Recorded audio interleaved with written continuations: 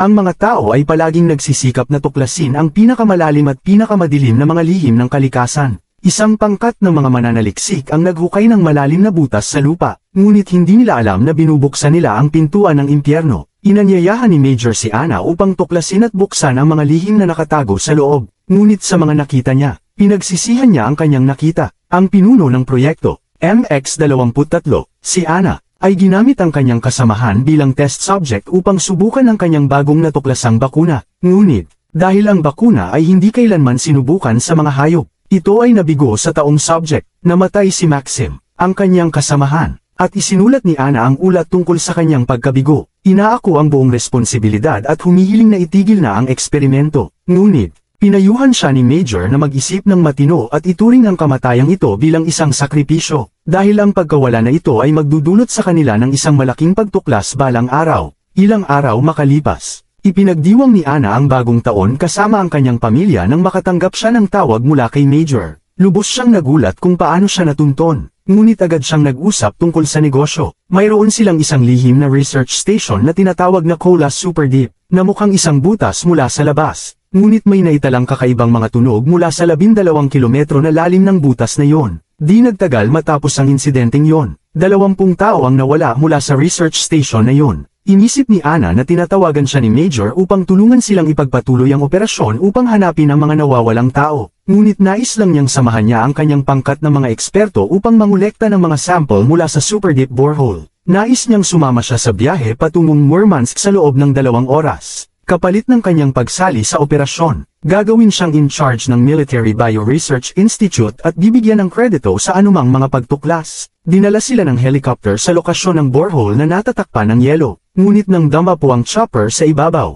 lumapit ang mga Walking Dead upang sumalakay. Gamit ang mga granada, nabasag ang bintana, at bahagyang nasugatan si Ana. Nang magkamalay siya, nangolekta siya ng mga sample mula sa nasirang tisyo ng taong nahawahan, na isang siyentipiko roon. Ang natitirang pangkat ay hindi tila nahawahan, ngunit iginiit pa rin ni Ana na suriin sila. Isang miyembro ng tauhan ang nagbahagi ng lihim na ang mga tao ay hindi nahawahan ng anumang sakit. Sila ay nagsisinungaling at nagtatago ng katotohanan. Pinayuhan siya nitong umuwi kung maaari. Isinama ni Major si Ana, at nakilala nila si Peter, isa pang siyentipiko, na nagsabing nagtatrabaho siya kasama ang pinuno ng mga siyentipiko, si Grigoriev.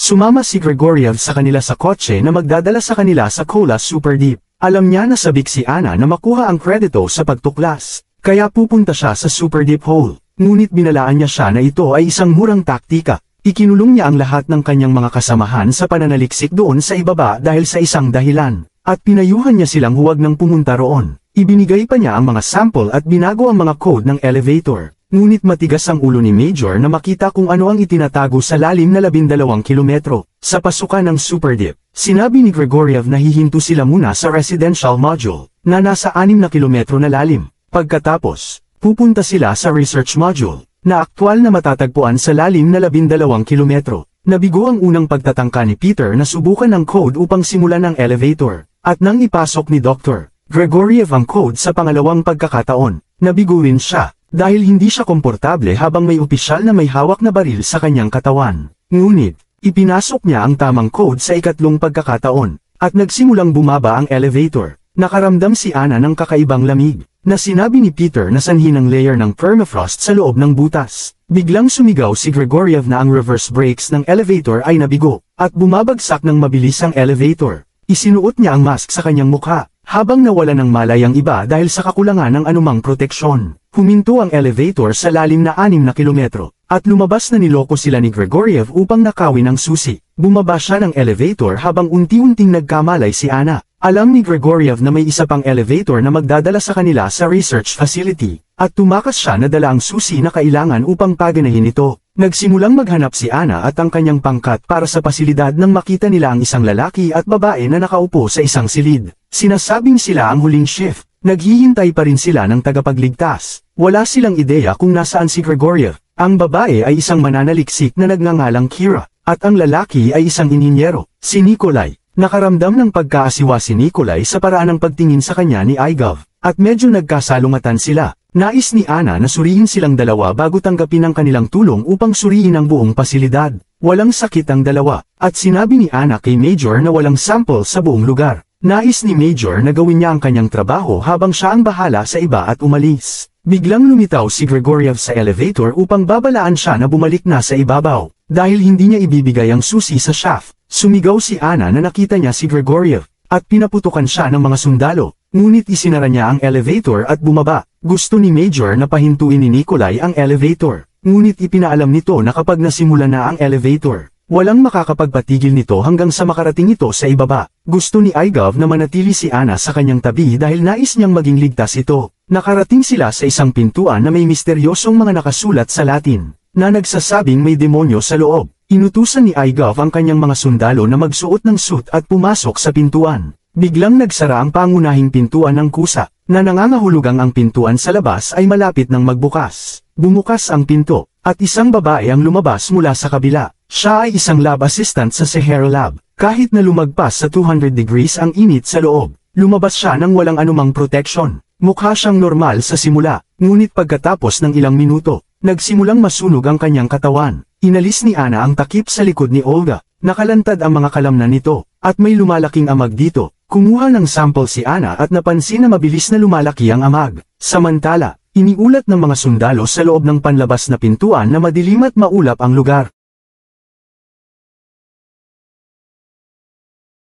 Sinuri ni Ana ang mga sample mula sa katawan ni Olga sa ilalim ng mikroskopyo at ibinahagi na ang kanyang katawan ay nahawaan ng isang lubos na mapanganib na uri ng amag. Habang iniutos ni Igov sa kanyang mga sundalo na magpatuloy at magulat tuwing 10 minuto, naramdaman ni Ana ang panganib, ngunit sinabi niya kay Major na hindi pa rin siya sigurado sa uri ng amag. Sinabi ni Major na aipak ang babae. Tiningnan ni Ana at Kira ang lumalalang kalagayan ni Olga. Sinabi ni Ana kay Kira na manatili sa kanya habang lalabas siya para kumuha ng tulong sa pagpak, ngunit hindi niya intensiyong bumalik kay Kira. Makalipas ang ilang sandali, nakita ni Kira na kumikilos ang mga kamay ni Olga, at sinira niya ang salamin na naghihiwalay sa kanilang mga silid. Samantala, nalaman ni Grigoriev na may ilang mga tao na papalapit upang kunin ang susi sa shaft, at sinabi niya sa kanila na pasasabugin niya ang buong pasilidad upang sirain ang shaft. Sinira niya ang pressure pump sa pamamagitan ng pagsabog, na nangangahulugang ang buong pasilidad ay mawawasak sa loob ng 1 oras. Gusto ni Igov na pauwiin ang kanyang mga tauhan sa anumang paraan, ngunit hinamak siya ni Nikolai, na nagsabing isang 60 anyos na lalaki ang nagdala sa kanila sa malaking problema. Nag-away sila,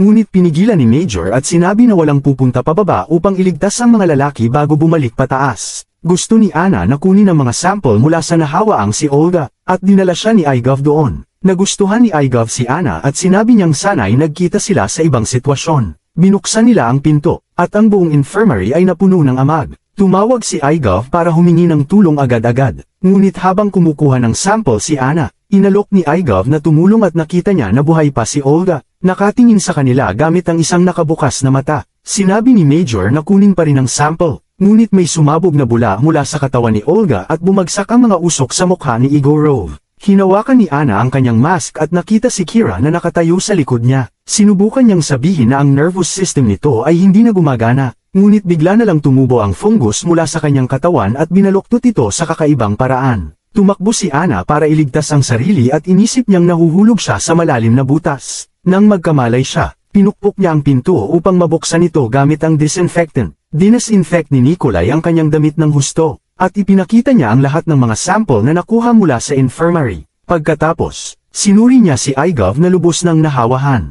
Ibinahagi ni Peter na ang fungus ay nagtutulak sa mga langgam na pumunta sa pugad, na naglalabas ng mga spora, kaya ito kumakalat sa lahat ng dako. Gusto ni Igov na iligtas ang lahat dahil alam niyang hindi na siya makakalabas matapos mahawahan. Kalaunan, kinuha ni Ana si Major para mag-usap ng pribado at sinabi niyang maaari nilang iligtas ang sinumang nahawahan gamit ang permafrost dahil ito ang pumipigil sa parasite na pumasok sa katawan ng host. Gusto niyang magdala ng medical team upang patatagin si Igov, ngunit sinabi ni Major na wala nang tutulong sa kanila. Ngunit ihahanda nila si Igov upang dalhin sa Moscow bilang buhay na sample. Tumanggi siyang tumulong dahil ang pag-akyat nito ay magpapalaganap ng impeksyon ng walang katapusan. Ngunit sinabi ni Major na pinal na ang kanyang desisyon. Inihanda ni Ana at Major si Igov para umakyat, ngunit biglang narinig nila mula sa mga tao sa ibaba na natatakot sila sa kung anuman ang naruroon.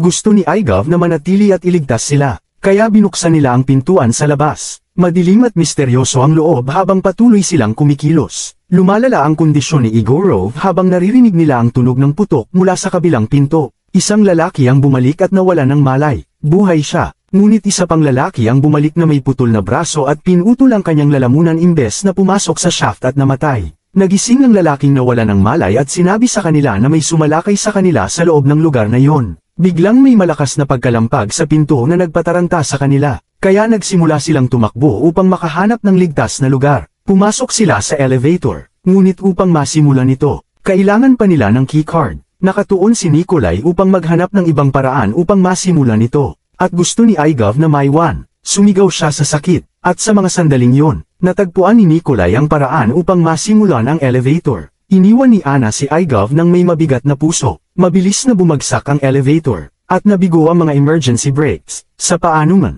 naabot ni Anna ang mga preno at pinindot ang switch. Ligtas na huminto ang elevator sa lalim na 12 kilometro. Ang lab ay may takip ng yelo, at ang temperatura ay nasa -15. Wala silang mga sample, ngunit tumutugtog ang tape recording ng boses ni Grigoriev. Sinasabing kontrolado lamang ng yelo ang amag sa limitadong paraan. Sa huli ay makakalaya ito. Sa ilalim ng espesyal na pulang ilaw, nakita nila na ang mga pader ay may mga bangkay ng mga taong nakadikit. Ang tanging paraan upang makalabas ng istasyon ay ang susi, na nangangailangan ng isang tao na lumabas sa 200 degrees na temperatura. Pinigilan ni Major si Anna at siya ang nagboluntaryong lumabas. Alam niya na bilang isang siyentipiko, mas kailangan ng mundo si Anna. Sinabi niya sa kanya na hintayin siya ng 5 minuto, dahil ang tao ay makakabuhay lamang sa loob ng 5 minuto sa ganoong init. Mabilis na lumipas ang 5 minuto, ngunit hindi siya bumalik. Alam na ni Anna sa puntong ito na tama si Dr. Grigoriev, at kung ano man ang nangyari dito ay dapat manatiling lihim. Sumasang-ayon si Nikolai,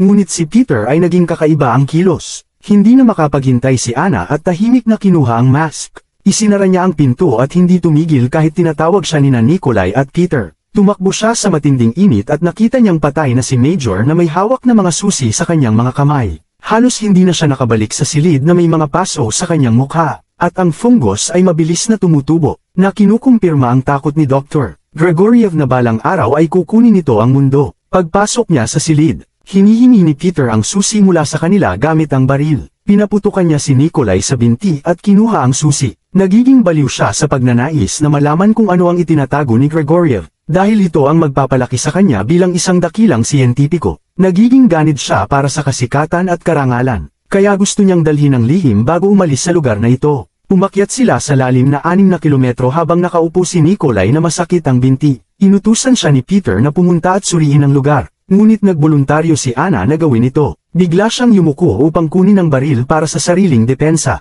ngunit nakita ito ni Peter at pinigilan siya. Sa parehong sandali, isang lalaki na naging amag ang sumalakay sa kanila. Tumakbo si Anna at nagtago sa isang silid. Lahat ng tao ay naging amag na, habang si Anna ay nagtago sa isang silid-imbakan. Binuhusan niya ng malamig na tubig ang kanyang katawan upang mapigilan ang paglaganap ng amag, at lumabas siya ng tahimik. Dahan-daang dumaan si Anna sa ilalim ng mga katawan ng mga taong nahawahan ng amag. May hawak na safety knife, at nakarating kay Nikolai. Nagsimula sina Anna at Nikolai na maglakad patungo sa elevator, ngunit sa parehong oras, isang pagsabog ang sumire sa mga pader at isang malaking lalaki na nahawa sa amag ang sumalakay sa kanila. Napalibutan si Anna ng mga ito mula sa lahat ng direksyon at sumigaw siya sa takot. Ngunit sa parehong oras, hinawakan ni Nikolai ang kanyang braso at dinala siya sa elevator. Nasa punto na silang isara ang pinto, ngunit isang lalaki na nahawa ng amag ang nagsingit ng kanyang matulis na kamay upang mahawahan si Anna. Sa kabutihang palad, naisara ni Nikolai ang pinto at nailigtas siya. Ngunit sa parehong sandali, may tumawag kay Anna. Lumingon siya at nakita si Igov na ganap ng naging amag. Napakasakit makita siya sa ganitong kalagayan, ngunit humihingi siya ng tulong. Inalis ni Anna ang takip sa kanyang dibdib at nakita ang pusong tumitibok, at alam niyang ang pag-akyat ng amag sa ibabaw ng mundo ay sisira sa lahat. Huminto siya sa elevator, ngunit itinulak siya ni Nikolai dahil gusto niyang iligtas ang sarili niya sa lahat ng paraan. Sinubukan niyang kumbinsihin siya na durugin ang elevator, ngunit sinakal siya ni Nikolai. Sa parehong oras, sinaksak ni Igov ang leeg ni Nikolai ng kanyang matutulis na kuko, at namatay si Nikolai.